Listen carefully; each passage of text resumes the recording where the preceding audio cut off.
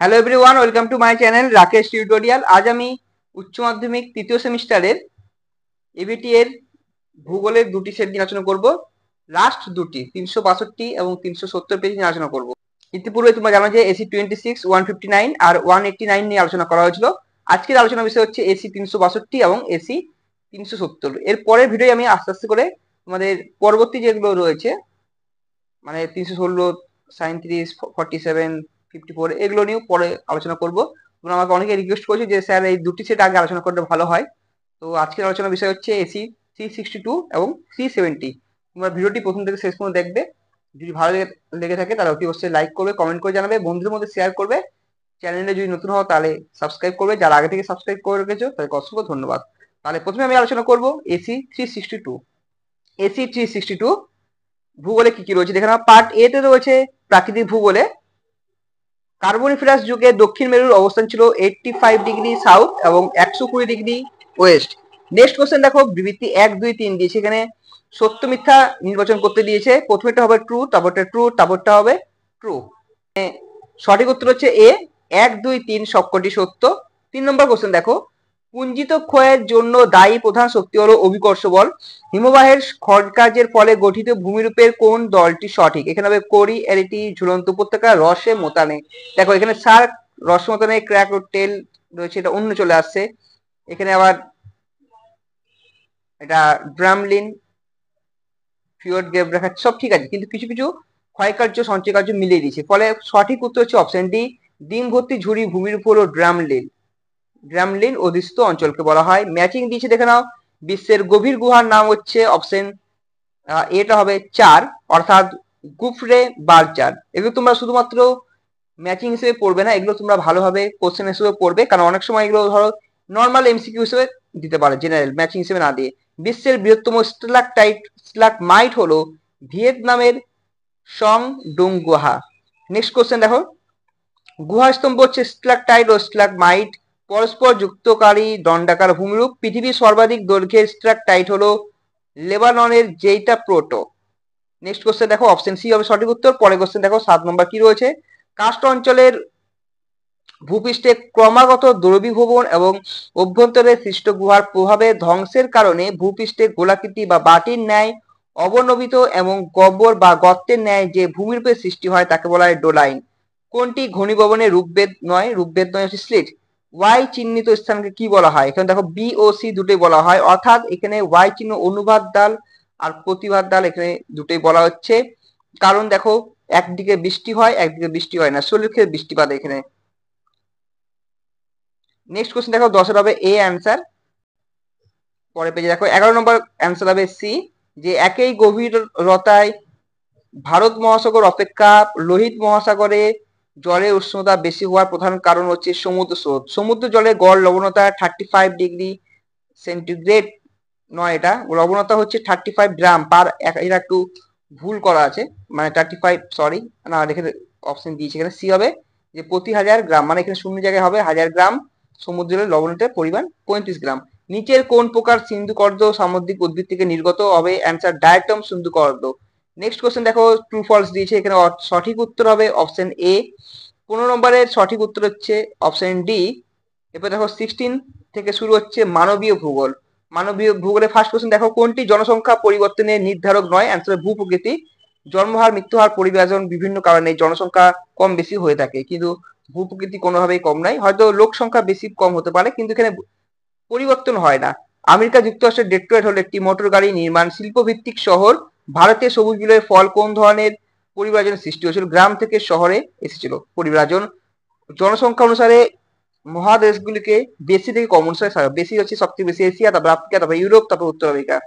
এরপর নির্দেশনামা দিয়েছে, নিচে ওই প্রশ্ন দুটি বিবৃতি দেওয়া রয়েছে, যার একটি দাবি হিসাবে এবং অপরটি কারণ হিসেবে আছে। দুটি বিবৃতির পরিপ্রেক্ষিতে কোন বিকল্পটি সঠিক? এখানে দাবি এ রয়েছে যে হিমালয়ের পাদদেশে তরাই অঞ্চলে বসতির ঘন সন্নিবেশ দ্বারা গোষ্ঠীবদ্ধ গড়ে উঠেছে, ঠিক। কারণ উত্তর গোলার্ধে দক্ষিণমুখী ঢালে অধিক সূর্যকিরণ এবং বৃষ্টিপাতের পরিমাণ মতো হওয়ায় কারণ দক্ষিণ ঢালে বসতি সহজ গড়ে, এটাও ঠিক আছে, কিন্তু সঠিক হলো এর সঙ্গে কোনো মিল নেই, উত্তর গোলার্ধ দক্ষিণ গোলার্ধ কোনো মিল নেই এর মধ্যে। নেক্সট কোশ্চেন দেখো, এর 21 নম্বর কোশ্চেন উত্তর হবে সঠিক উত্তর 4, 3, 2, 1 রিঅ্যারেঞ্জ বলেছে এখানে, যেহেতু বলেছে কর্মধারা ভিত্তিতে 4টি গ্রাম বলে দেওয়া হয়েছে এখানে।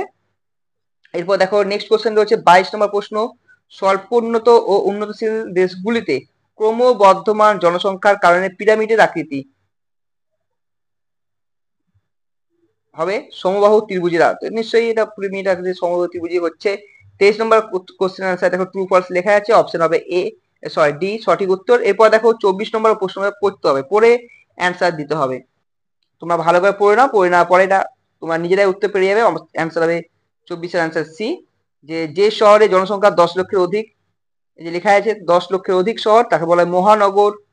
আর ভারতের মেগা সিটি সংখ্যা 3টি। 2011 সালের ভারতে মিলিয়ন সিটি হচ্ছে 53টি। আর মিলিয়ন সিটিগুলির মধ্যে জনসংখ্যা নিরিখে বৃহদার শহর মুম্বাই, দিল্লি, কলকাতা।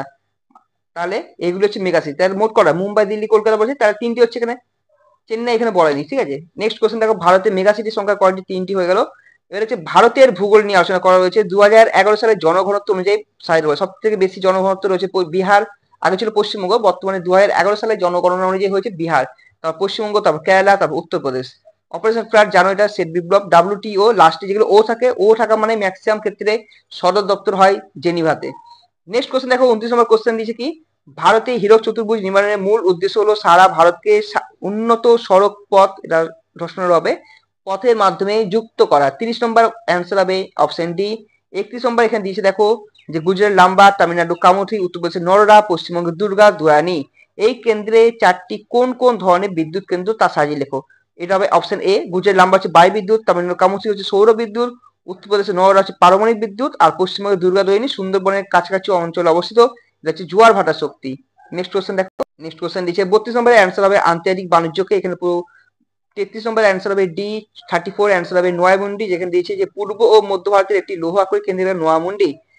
এখানে পুরো বুঝতে পারছি, এখানে ম্যাপ দেখে বোঝা যাচ্ছে, প্রদত্ত ছবি থেকে বলেছে এখানে। 35 এর অ্যান্সার হবে সি, কর্ণাটক। এরপরে নেক্সট পেজ নিয়ে আলোচনা করব, এসি 370। এবার দেখো পার্ট এটা রয়েছে কি, ওয়েগনারের মতে প্যালিওজোয়িক যুগের প্রায় শেষ ভাগ পর্যন্ত পৃথিবীর মহাদেশীয় ভূখণ্ডগুলি একত্রিত হয়ে একক ভূখণ্ড রূপে অবস্থান করত। এবার দেখো ট্রু ফলস, দুটোই হচ্ছে ট্রু, এখানে বিবৃতি সঠিক। 3 নম্বর হচ্ছে অভিকর্ষজ বলের টানে ভূমির ঢাল বরাবর বিকারগ্রস্ত পদার্থ নেমে এলে তাকে বলে ধস। পরে কোশ্চেন দেখো 4-এর অ্যান্সার এখানে পুরো ম্যাচিং করেছি, অ্যান্সার হবে এ। 5 নম্বরের অ্যান্সার হচ্ছে সোয়ালো হলের মুখ থেকে ভূ অভ্যন্তরে বিস্তৃত সুড়ঙ্গ পথটিকে বলা হয় পোনর। এরপর দেখো 6 নম্বরের অ্যান্সার হবে উচ্চ অক্ষাংশে হিমবাহের ক্ষয়ে সমুদ্রের উপকূল ভাগ নিমজ্জিত হয়ে হিমদ্রোণীগুলি জলমগ্ন হয়ে গঠন করে ফিয়র্ড। নিম্নলিখিত চিত্রে পর্বত গাত্রে হিমবাহের ক্ষয়ে সৃষ্ট ভূমিগুলো হলো, এখানে এ বলেছে এ, বি বি বলেছে, এ হচ্ছে পিরামিড চূড়া, বি হচ্ছে কোরি, সি হচ্ছে অ্যারিটি। এটা এ, বি, বি, আর এটা সি, এই অংশটা সি দুটো রয়েছে। এরপর দেখো 8-এর অ্যান্সার ট্রু ফলস দিয়েছে, দুটোই ট্রু আর দুটোই সঠিক এবং সঠিক ব্যাখ্যা। 9 নম্বর দিয়েছে দেখে নাও, বায়ু ধূলিকণা লবণ কণাকে আশ্রয় করে জলীয় বাষ্প জলকণায় পরিণত হয়, এই কণাগুলিকে বলা হয় ঘনীভবন আর কেন্দ্রাণু। এরপরে নেক্সট কোশ্চেন দেখো 10 নম্বর কি, 10 নম্বর উত্তর সঠিক উত্তর হচ্ছে টেরোপট।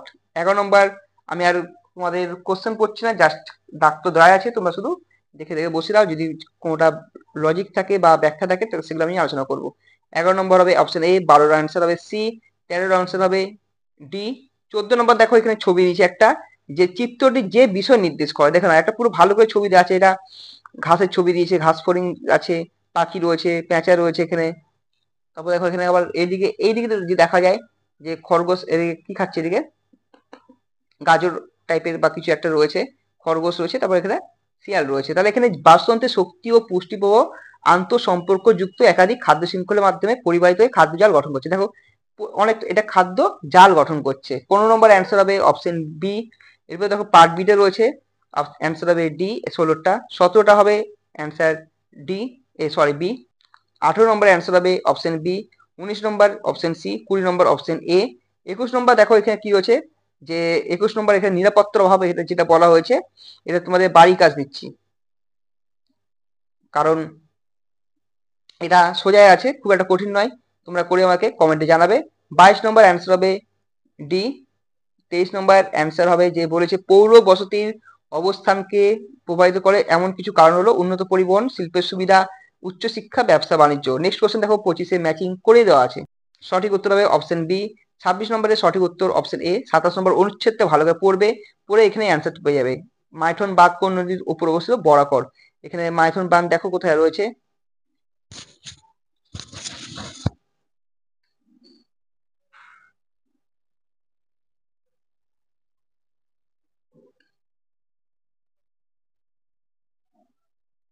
এখানে মাইথন বাঁধ সময় দেওয়া নেই, কিন্তু এখানে বোঝাচ্ছি মাইথন বাঁধ। পরে 28 নম্বরে অ্যান্সার হবে অপশন সি। 29 নম্বর অপশন ডি। 30 নম্বর দেখে নাও, এখানে ম্যাচিং করে দেওয়া আছে। এখানে বিভিন্ন আকরিক দিয়েছে, যেমন লৌহ আকরিকের উপাদান হচ্ছে ভাগ হচ্ছে হেমাটাইট, ম্যাগনেটাইট, এগুলো জানো আশা করি, এগুলো সব ভাগ দিয়েছে। অ্যান্সার হবে সি। 31 হবে অ্যান্সার বি, এটা সোজা আছে। 32 নম্বর অ্যান্সার পোরবন্দর, সি। 33 নম্বর অ্যান্সার এ, সম্পদের অসম বন্টন। 34 দেখো এখানে ম্যাপ দিয়েছে, এখানে ম্যাপ দেখে বলতে হবে যে এই অংশটা কোন চিহ্ন। এখানে চা আর কফি পাওয়া যায় এই অংশে, দক্ষিণ ভারতে। 35-এ যে বলছে খনিজগুলি দেখে বিকল্পগুলির মধ্যে চিহ্নিত করো, বি হিসেবে চিহ্নিত রাজ্য নির্দিষ্ট খনিজ উৎপাদন অগ্রণী। এখানে বিটা কি হবে? কয়লা ও ইউরেনিয়াম। এই যে বি রয়েছে এখানে, কয়লা আর ইউরেনিয়াম পাওয়া যায়। তাহলে এই ছিল আমাদের আলোচনা। দেখা হচ্ছে নেক্সট ভিডিওতে নতুন কিছু টপিক নিয়ে। আর যদি কোনো অসুবিধা হয় তাহলে অতি অবশ্যই কমেন্ট করে জানাবে।